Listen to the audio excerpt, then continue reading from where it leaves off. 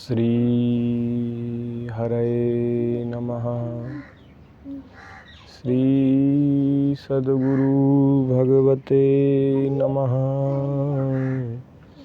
श्री सीतारामचंद्राय नमः। हरि ओम तत्सत्। श्रीमते रामचंद्राय नमः। ओम नमः परमहंसास्वादित चरणकमल चिन्मकरंदाय भक्तजनमानस निवासाय श्री रामचंद्राय श्री सीतारामाभ्याम नमः। हरिशरणम। श्री वृंदावन बिहारिणी बिहारी जी की अतिशय कृपा करुणा से श्री यमुना जी के परम पावन परम मंगलमय तट पर बैठकर आज श्रीमद् भागवत जी के एकादश स्कंद की चर्चा पुनः हम प्रारंभ करने के लिए बैठे हैं। जो चर्चा कुछ दिन पहले चलाई थी, शुरू करी थी एकादश स्कंद की चर्चा, वो बीच में कुछ व्यस्तता के कारण और कुछ अपने प्रमाद के भी कारण बीच में बंद हो गई, रुक गई। तो मन में बात आई कि जो काम शुरू किया है उसको पूरा करना चाहिए। और एक हमारे प्रेमी हैं, उन्होंने भी कहा कि आपको वह पूरी करनी चाहिए, आप पूरी करिए। वो सुनते हैं, तो उन्होंने सुना तो हमसे कहा कि आप वो चर्चा पूरी करें। तो भगवान की दया से आज फिर एकादश स्कंद की कुछ चर्चा करने के लिए आज हम उपस्थित हुए हैं। प्राय जो श्रीमद् भागवत जी की सप्ताह कथाएं होती हैं, उनमें दशम स्कंद तक की ही कथा प्राय होती हैं। एकादश स्कंद और द्वादश स्कंद की चर्चा करने का अवकाश कथाओं में नहीं मिलता। इसलिए एकादश स्कंद की चर्चा बड़ी सुंदर है। इसका विषय ऐसा है कि अगर विस्तृत रूप में कहा जाए, विस्तार से कहा जाए तो कहना संभव है। संक्षिप्त में कहने वाली कोई इसमें बात नहीं। इसलिए प्राय स्मरण करके ही सब प्रवक्ता जन जो भी कथा कहते हैं वो स्मरण करके ही चरित्रों को बस छोड़ देते हैं। इसकी चर्चा नहीं हो पाती, समय अभाव के कारण, समय अभाव रहता है इसलिए। और हम तो कोई विद्वान तो है नहीं, साधारण आदमी हैं, मूर्ख आदमी हैं, अनपढ़ आदमी हैं, विद्वान नहीं हैं। हम कोई अपनी विद्वता सिद्ध करने के लिए नहीं कहने बैठे हैं। हम तो सामान्य आदमी हैं। एकादश स्कंद का पाठ करते हैं तो कभी बड़ा आनंद सुख मिलता है, बड़ा आनंद आता है। तो हमें ऐसा लगा कि इसको कहना चाहिए। तो जो ग्रंथ में जो लिखा है, मूल ग्रंथ में, उसी के आधार पर कुछ चर्चा भगवान की दया से हम कर रहे हैं।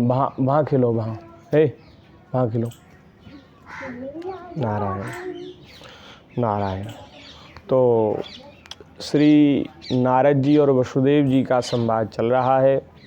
उसमें नारद जी ने सर्वप्रथम निमि राजा महाराज निमि एवं श्री ऋषभदेव भगवान के पुत्र नवयोगीश्वर, उनके बीच का बड़ा मंगलमय संवाद सुनाया है। उसी की चर्चा भगवान की दया से हम कर रहे हैं।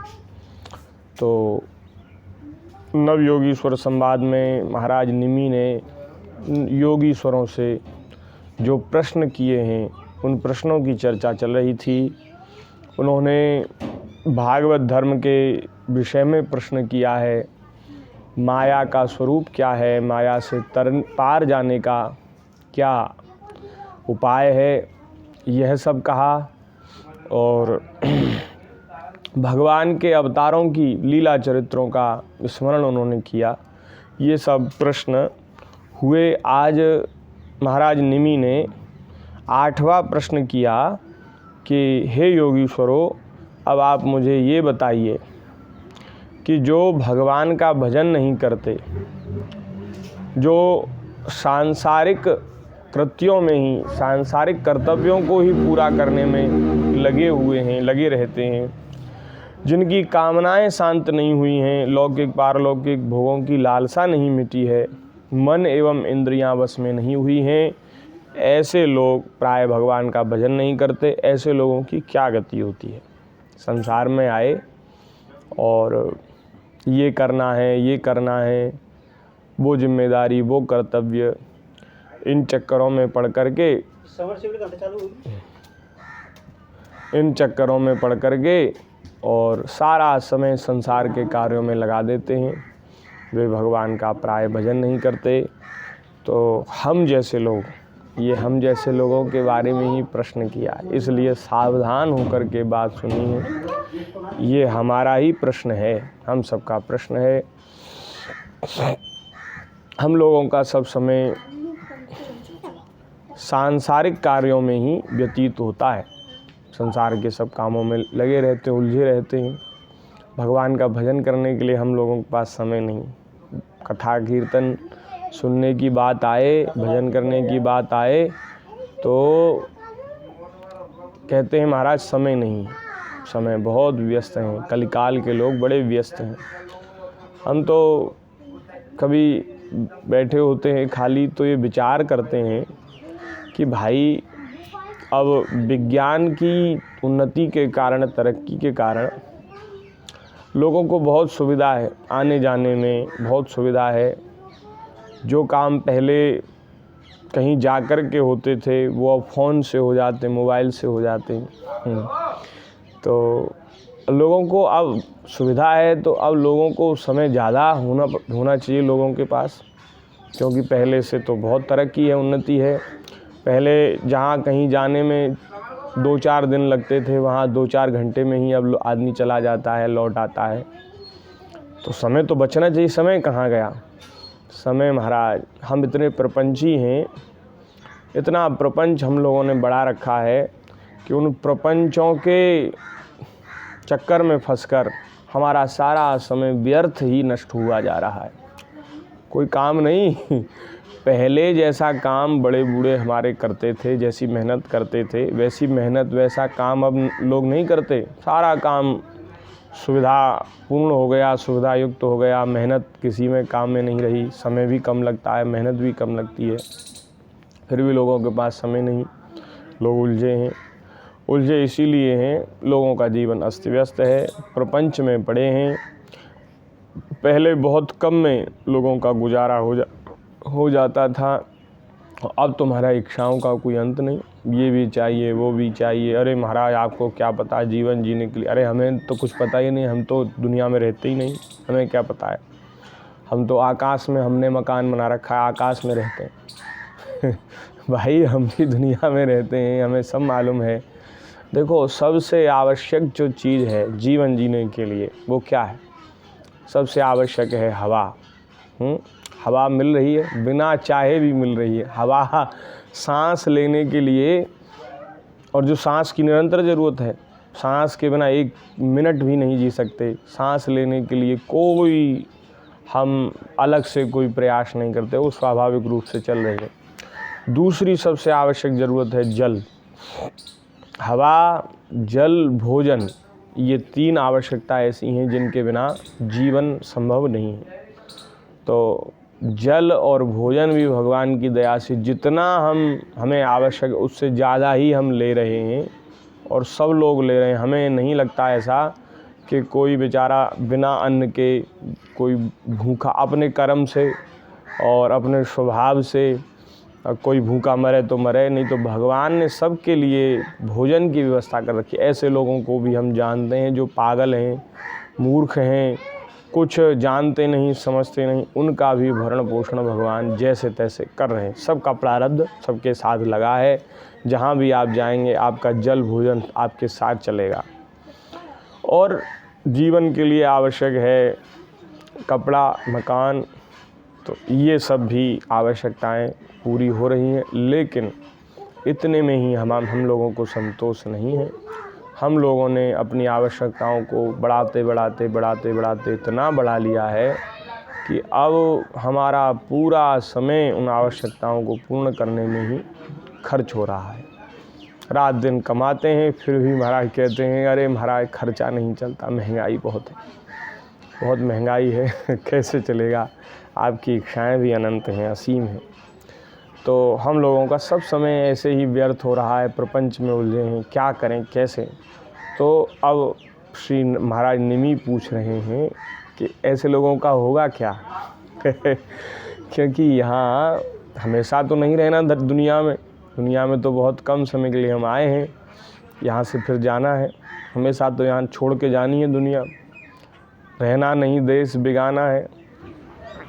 तो जब ये शरीर पूरा हो जाएगा, मृत्यु होगी, तो हम लोगों का क्या होगा, ये प्रश्न है हमारा ही प्रश्न है। हम जैसे लोगों जो भजन नहीं करते उनका क्या होगा, ऐसा बढ़िया सुंदर प्रश्न पूछा है। तो अब 8वें योगीश्वर महाराज चमस जी वे कह रहे हैं, चमस उवाच मुख बाहुरुपादेभ्य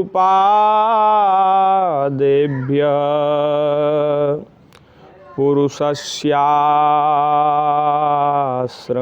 सह चत्वारो जगिरे वर्णा गुणैर्विप्रादयः पृथक् गुणैर्विप्रादयः पृथक्। हे राजन, भगवान नारायण उनके मुख से सत्व प्रधान ब्राह्मण उत्पन्न हुए, भुजाओं से सत्व और रजत प्रधान क्षत्रिय, जांघों से रजत तम प्रधान वैश्य और चरणों से तमह प्रधान शूद्र की उत्पत्ति हुई। 4 वर्ण जो हैं वे भगवान के श्रीअंग से ही, विराट पुरुष के शरीर से ही सबकी उत्पत्ति हुई है। लोगों का प्रश्न रहता है महाराज ये जात पात किसने बनाई, वर्ण किसने बनाए, वर्ण भगवान ने ही बनाए हैं या दुनिया में लोगों ने बना ली हैं, जिन्होंने पुराण लिखे हैं ब्राह्मणों ने, उन ब्राह्मणों ने वर्णों की कल्पना की है, ऐसा लोग पूछते हैं, प्रश्न रहता है। तो उसका उत्तर ये यहाँ भागवत जी में लिखा है कि भैया किसी मनुष्य के द्वारा वर्ण नहीं बने हैं, आश्रम नहीं बने हैं। 4 वर्ण ब्राह्मण क्षत्रिय वैश्य शूद्र, 4 आश्रम संन्यास गृहस्थ ब्रह्मचर्य और वानप्रस्थ, ब्रह्मचर्य गृहस्थ वानप्रस्थ और संन्यास, ये क्रम है। ये 4 वर्ण भगवान के द्वारा ही बनाए हैं। इसमें ये नहीं सोचना चाहिए भगवान ने तो बड़ा भेदभाव किया, ऐसा क्यों किया, किसी को बड़ा बनाया, किसी को छोटा बनाया, किसी को कुछ बनाया। ये भगवान के द्वारा किया हुआ भेदभाव नहीं है। भगवान ने तो व्यवस्था ठीक ठीक प्रकार से चलती रहे इसलिए वर्णों की कल्पना भगवान ने की, वर्ण बनाए। हमारा जन्म इस वर्ण में हुआ है, इसमें भगवान ने कोई हमारे साथ अन्याय नहीं किया, हमारे साथ कोई गलत नहीं किया। ये हमारे ही पूर्व जन्म का प्रारब्ध है, हमारे ही पूर्व जन्म के कर्मों का फल है जो हमें इस शरीर के द्वारा भोगने को प्राप्त हो रहा। सुख दुख हानि लाभ जीवन मरण और ये सब जिस कुल में, जिस वर्ण में, जिस घर खानदान में आपका जन्म हो, ये भी आपके पूर्व के कर्मों के द्वारा ही निश्चित हुआ है। भगवान ने कोई भेदभाव नहीं किया। देखो परीक्षाएं होती हैं और सभी पढ़ने वाले छात्र छात्राएं परीक्षा देती हैं, तो किसी के ज़्यादा नंबर आते हैं, किसी के कम नंबर आते हैं। तो ये जो कॉपी जो चेक करते हैं ये उनका दोष थोड़े ना है, किसी को ज़्यादा नंबर दे दिए, किसी को कम नंबर दे दिए। सब लोगों ने एक समय में ही पेपर दिया और 3 घंटे सब लोग बैठे रहे, सब ने प्रश्न लिखा, कापी भरी, लेकिन किसी को ज़्यादा अंक मिले, किसी को कम अंक मिले। क्या हुआ, कैसे मिले भैया? जैसी जिसकी योग्यता थी, जैसी जिसकी जानकारी थी, जैसा जिसने उस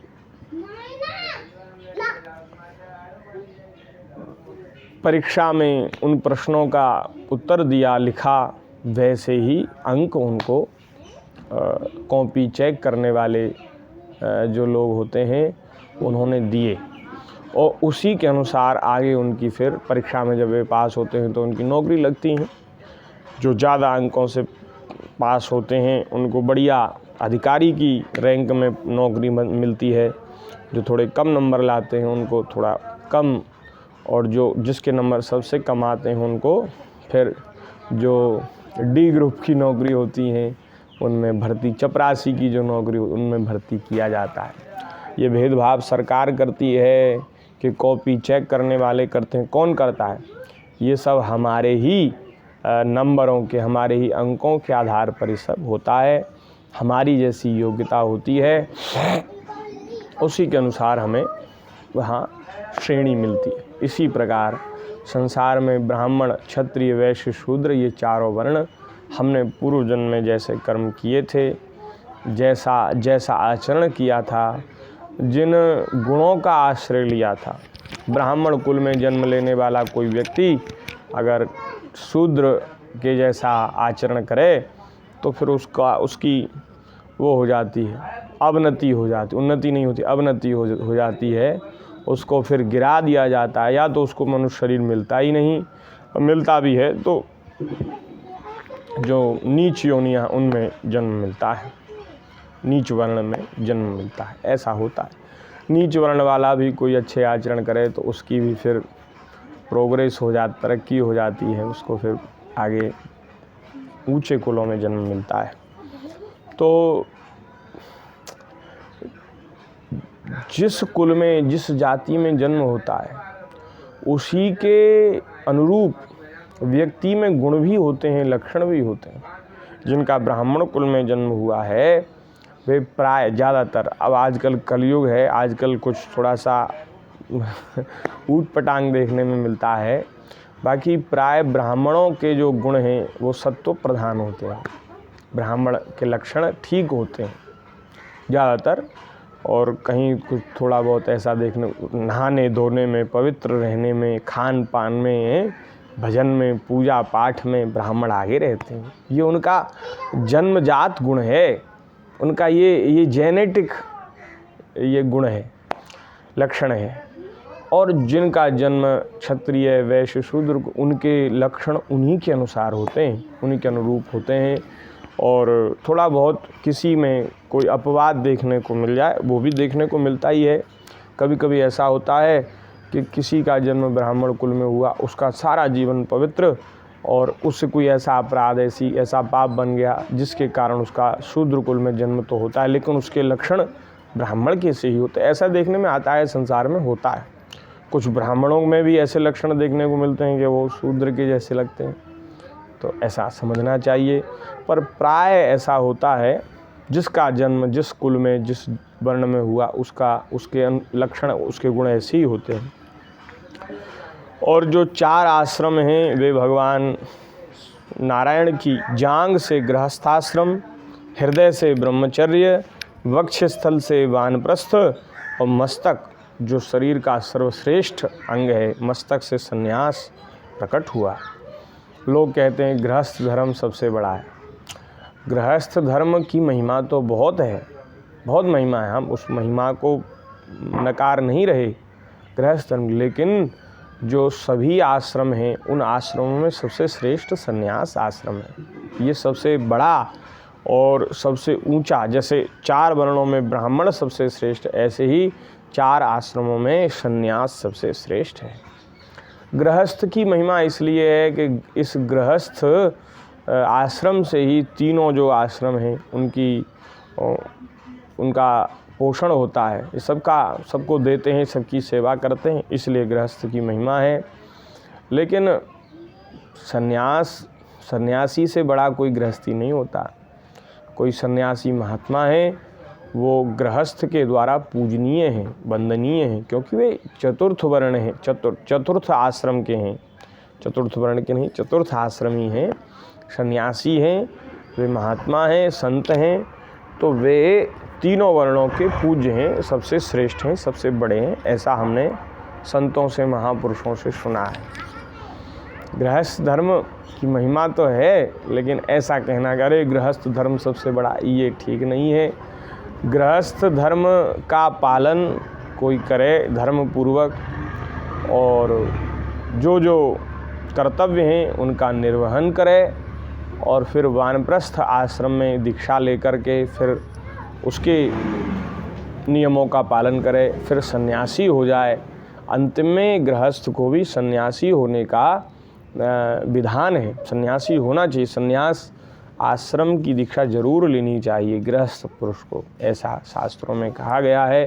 प्रवृत्ति और निवृत्ति दो मार्ग हैं, उनमें निवृत्ति तो ये है कि सीधे ही ब्रह्मचर्य आश्रम से सन्यास में दीक्षा ले ले, और प्रवृत्ति मार्ग है ये है कि ब्रह्मचर्य से गृहस्थ में जाए, वानप्रस्थी हो जाए, फिर सन्यासी हो जाए। गृहस्थ हुए और फिर गृहस्थ में ही ऐसे अटक गए, ऐसे मस्त हो गए कि अब निकलने का ही नाम नहीं लेते, तो ये तो बड़ा दुर्भाग्य है।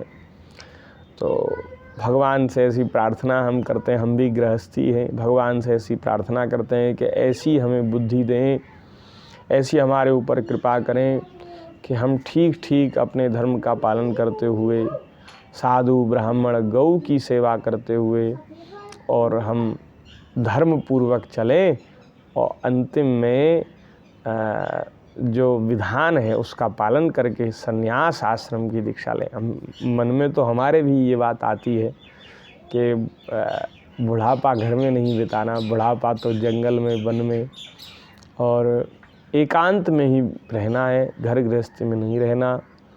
जंगल वन तो नहीं रहे, लेकिन कहीं तीर्थ में, वृंदावन में, अयोध्या में और किसी गांव में भिक्षा मांग करके निर्वाह करना है, राम राम करना है, भगवान का स्मरण करना है, भजन करना है और संसार की आसक्ति का बिल्कुल त्याग कर देना है और अंतिम में भगवत स्मरण करते हुए देह का परित्याग करके ठाकुर जी के चरणों की प्राप्ति करनी है, फिर दोबारा संसार में आना न पड़े।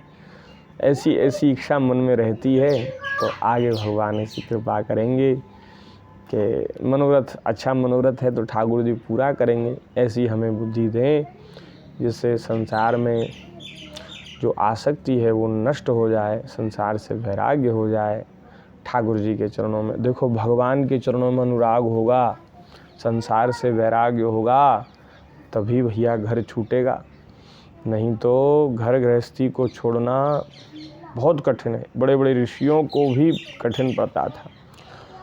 तो संसार की आसक्ति यदि बनी रही तो फिर कैसे छूटेगा। बहुत बातें हैं, नहीं छूटता। अच्छे अच्छे पढ़े लिखे विद्वानों का नहीं छूटता। तो संसार में वैराग्य हो जाएगा, ठाकुर जी में अनुराग हो जाएगा, फिर तो छूट जाएगा। भगवान से ऐसी प्रार्थना करते हैं कि इनके चरणों में हमारा अनुराग हो, वैराग्य संसार से हो जाए और ठाकुर जी के चरणों में प्राप्ति हो जाए।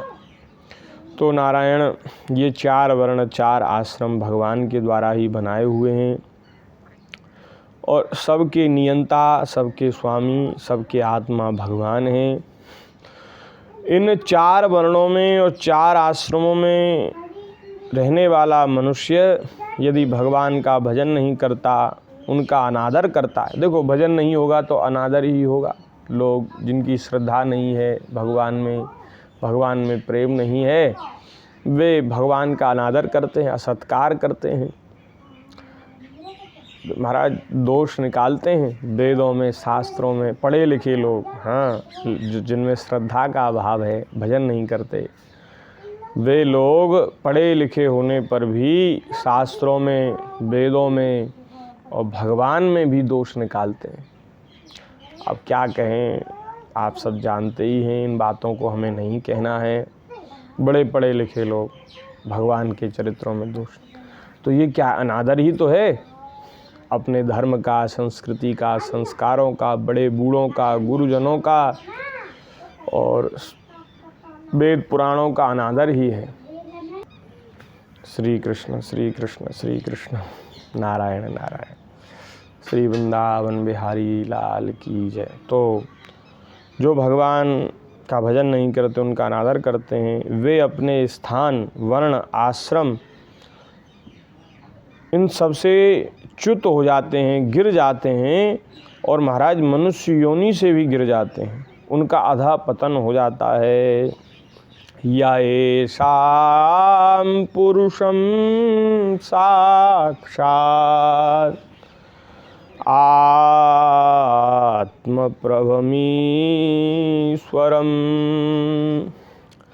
ना भजन्त्यवजानन्ति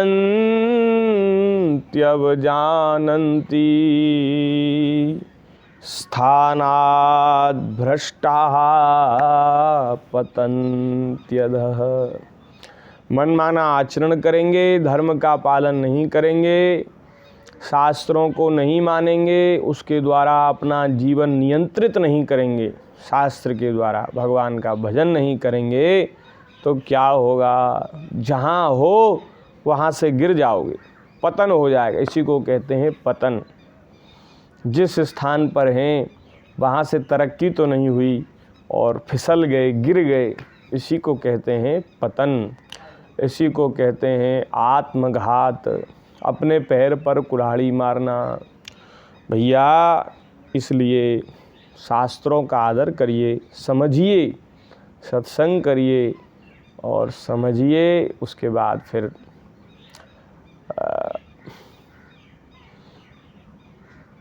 वेद पुराणों की जो आज्ञा है, शास्त्र की जो आज्ञा है, मर्यादा है, उसके अनुसार अपना जीवन बना करके भगवान के भजन में लगिए। यही जीवन का सार है, यही जीवन का सार है। मनमाने ढंग से चलेंगे तो कुछ भी हासिल नहीं होगा। लोक और परलोक दोनों बिगड़ जाएगा। लोक भी बिगड़ेगा। आप सोचते हैं कि मनमाना आचरण करेंगे तो हम सुखी हो जाएंगे। अरे भैया, कोई सुखी नहीं हुआ, कोई सुखी नहीं हुआ। आप कैसे सुखी हो जाओगे? मनमाना आचरण करके लोक परलोक सब कुछ बिगड़ जाएगा। निरंतर जलते रहते हैं, जो मनमाना आचरण करते हैं, क्रिया करते हैं, पापों में लिप्त रहते हैं, निरंतर जलते रहते हैं, रात दिन दुखी रहते हैं। इसलिए यदि आप सुख प्राप्त करना चाहते हैं, लोक परलोक बनाना चाहते हैं, तो शास्त्र की आज्ञा का पालन करते हुए अपना जीवन बनाकर भगवान के भजन में लगिए। इसी से कल्याण होगा।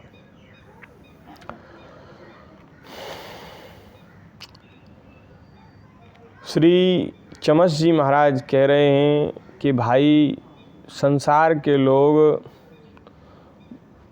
भगवान के चरणों के निकट तक नहीं पहुँचे और वेदों का तात्पर्य वे ठीक से समझते नहीं, अर्थवाद में लग कर के मोहित हो जाते हैं। उन्हें कर्म का रहस्य मालूम नहीं। मूर्ख होने पर भी वे अपने को पंडित मानते हैं, अभिमान में पड़े रहते हैं, मीठी मीठी बातों में भूल जाते हैं और केवल वस्तु शून्य शब्द माधुरी के मोह में पड़कर चटकीली भड़कीली बातें कहा करते हैं। रजोगुण की अधिकता के कारण उनके संकल्प बड़े घोर होते हैं, कामनाओं की सीमा नहीं रहती। उनका क्रोध भी ऐसा होता है जैसे सांप का। बनावट और घमंड से उन्हें प्रेम होता है। वे पापी लोग भगवान के भजन करने वाले जो भक्त हैं उनका उपहास करते हैं, उनकी हंसी करते हैं। वे लोग सोचते हैं, अरे देखो हम कितने मौज में हैं और ये देखो ये भटक रहे हैं, कहते हैं भजन करो, राम राम करो, ये करो वो करो, और ये देखो कितने दुखी हैं। उनकी हंसी करते, इनको क्या मिल गया? पर भैया, हम लोगों को क्या मिल गया? भगवान का भजन करने वाले भक्तों को क्या मिल गया? ये तो या तो भगवान जाने और या वे स्वयं उसका आस्वादन करने वाले भक्त जाने। जो आनंद किसी भगवान के प्यारे भक्त के हृदय में होता है, महाराज, करोड़पतियों को भी कुछ नहीं समझते। बड़े बड़े सेठ साहूकारों को कुछ नहीं समझते। अपने आनंद में ऐसे मगन रहते हैं कि महाराज, उनके आनंद के आगे सब कुछ व्यर्थ। इंद्र का पद भी व्यर्थ है, बेकार है, ऐसा आनंद रहता है उनका। लेकिन लोग हंसी उड़ाते हैं, हंसी करते हैं। वे जो संसार के लोग हैं वे मूर्ख बड़े बूढ़ों की उपासना नहीं करते, बात नहीं मानते, स्त्रियों की उपासना करते। वदंति ते न्योन्यमुपासित स्त्रियों, स्त्रियों की उपासना करने वाले और गृहस्थ, घर गृहस्थी के संबंध में बड़े बड़े मंसूबे बांधते रहते हैं और उनका सबसे बड़ा सुख स्त्री के सहवास तक ही सीमित है।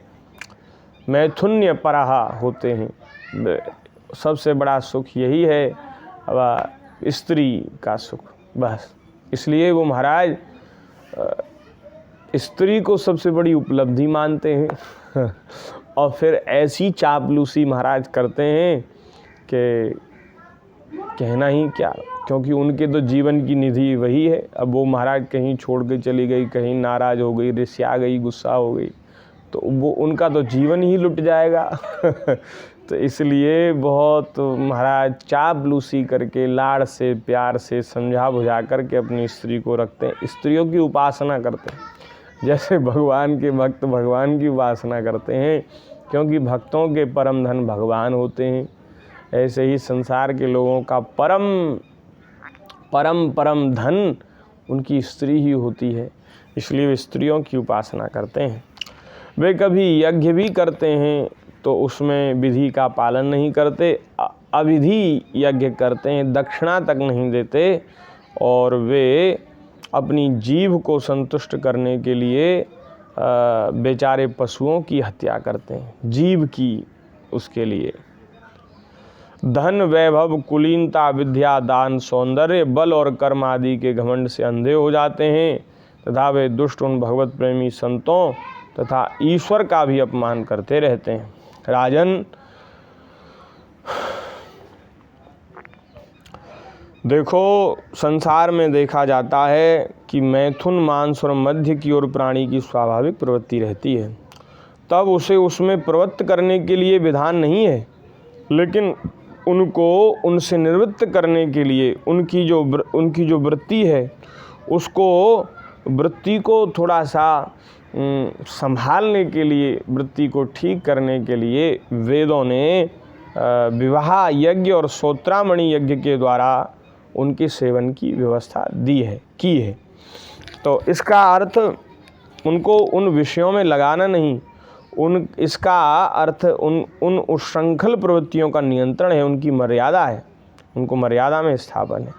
वास्तव में उनकी ओर से लोगों को हटाना ही श्रुति को अभिष्ट है, लेकिन लोग जानते नहीं और इन चीज़ों में ही पड़ जाते हैं। श्रोत्रामणि यज्ञ में भी सुरा को सूंघने का विधान है, पीने का नहीं। और इसी प्रकार अपनी धर्मपत्नी के साथ मैथुन की आज्ञा भी विषय भोग के लिए नहीं है, वह धार्मिक परंपरा की रक्षा के निमित्त संतान उत्पन्न करने के लिए दी गई है। और यज्ञ में जो पशु का आलभन होता है उसको स्पर्श मात्र का ही विधान है, उसको काटने मारने का विधान नहीं, स्पर्श का विधान। शास्त्र में ऐसी कहीं बात आई है कि यज्ञ में हिंसा होती थी, ऐसी कहीं, लेकिन भागवत जी में तो लिखा है कि वहाँ आलभन की बात है, हिंसा की बात नहीं, स्पर्श मात्र पशु का बताया है। मदिरा का केवल ग्रहण करने की आज्ञा है, सूंघने की आज्ञा है, पीने की आज्ञा नहीं है। इसी प्रकार गृहस्थियों को स्त्री सहवास इसलिए बताया कि वो अपने धार्मिक परंपरा की और अपने पैतृक परंपरा की रक्षा कर सकें, संतान उत्पत्ति कर सकें, इसलिए सब विधान किया गया है। जो इस विशुद्ध धर्म को नहीं जानते वे घमंडी वास्तव में तो दुष्ट हैं, परंतु समझते हैं अपने को श्रेष्ठ। वे धोखे में पड़े हुए लोग पशुओं की हिंसा करते हैं, मरने के बाद वे पशु ही उन मारने वालों को खाते हैं। जो पशुओं को खाता है महाराज, मरने के बाद वे पशु भी अपना बदला लेते हैं। भगवान की सृष्टि में किसी प्राणी के साथ अन्याय नहीं होता, जो जिसको दुख देता है उसी के द्वारा फिर उसको दुख मिलता है, सुख देता है तो सुख भी मिलता है। यह शरीर मृतक शरीर है, मरा हुआ है, इसमें जो चेतना है वो भगवान की ही चेतना। भगवान अभी इस शरीर से निकल जाए, आत्मा निकल जाए तो शरीर मृतक है, जड़ है। इसके संबंधी भी इसी के साथ छूट जाते हैं। जो लोग इस शरीर से तो प्रेम की गांठ बांध लेते हैं और सभी शरीरों में अपनी ही आत्मा का निवास है, ये ना जान करके भगवान से द्वेष करते हैं। आत्मा के रूप में सब में भगवान ही तो है। यदि हम किसी से द्वेष करते हैं तो हमारा वह द्वेष भगवान से ही द्वेष है। उन मूर्खों का अधः पतन निश्चित है, उनका पतन निश्चित होगा। किनका? बोले जो इस शरीर में आसक्त हैं, शरीर के संबंधियों में आसक्त हैं और दूसरे प्राणियों से द्वेष करते हैं, उन मूर्खों का अधः पतन निश्चित है। द्विषन्तः परकायेषु स्वात्मानं हरिमीश्वरं मृतकेशानुबन्धेऽस्मिन् बद्धस्नेहा पतन्त्यधः। अब बड़ी सुंदर बात कह रहे हैं कि भैया जिन लोगों ने आत्मज्ञान का संपादन नहीं किया, मोक्ष को प्राप्त नहीं किया, वे लोग ना इधर के रहेंगे ना उधर के रहेंगे। वे अर्थ धर्म काम इन तीनों पुरुषार्थों में फंसे रहते हैं। उन्हें एक क्षण के लिए भी शांति नहीं मिलती। अभी हम जो कह रहे थे ना कि कितना भी यहाँ आप वैभव कर लो, कितना भी कुछ कर लो, एक क्षण के लिए भी शांति नहीं मिलेगी। मनमाना आचरण करोगे, मारे जाओगे, न इधर के रहोगे न उधर के रहोगे। एक क्षण के लिए भी उन्हें शांति नहीं मिलती। वे अपने हाथों से अपने पैरों पर कुल्हाड़ी मार रहे हैं। ऐसे ही लोगों को आत्मघाती कहते हैं। इनको कभी शांति नहीं मिलेगी, इनके कर्मों की परंपरा कभी शांत नहीं होगी। काल भगवान सदा सर्वदा इनके मनोरथों पर पानी फेरते रहते हैं। जितना भी कुछ काम कर लो, काम कभी पूरा नहीं होता। कर्म कभी पूरे होते हैं? ऐसा होता है कि लाओ अब सब भाई काम पूरे हो गए? नहीं, आज के काम पूरे हो जाएं, कल के काम फिर पड़े हैं खाली, कल के काम करने हैं। तो ये कर्म ऐसे हैं कि कभी पूर्ण नहीं होते, और जब तक कर्म चलते रहेंगे इन कर्मों का फल भी हमें, अच्छे कर्मों का अच्छा फल, बुरे कर्मों का बुरा फल, ये सब भोगना पड़ेगा। तो ये जो कर्म परंपरा है भैया कभी नष्ट नहीं होती। ये नष्ट होती है भगवान की शरणागति से। भगवान की शरण में जीव आ जाता है, उसका सारा संचित कर्म नष्ट हो जाता है, प्रारब्ध भोग लेता है, और अब नए कर्म उसके द्वारा होते नहीं, क्योंकि वो तो बुद्ध्यात्मना वानुसृत स्वभावात् करोति यद्यत् सकलम परस्मै नारायणायेति समर्पयेत्।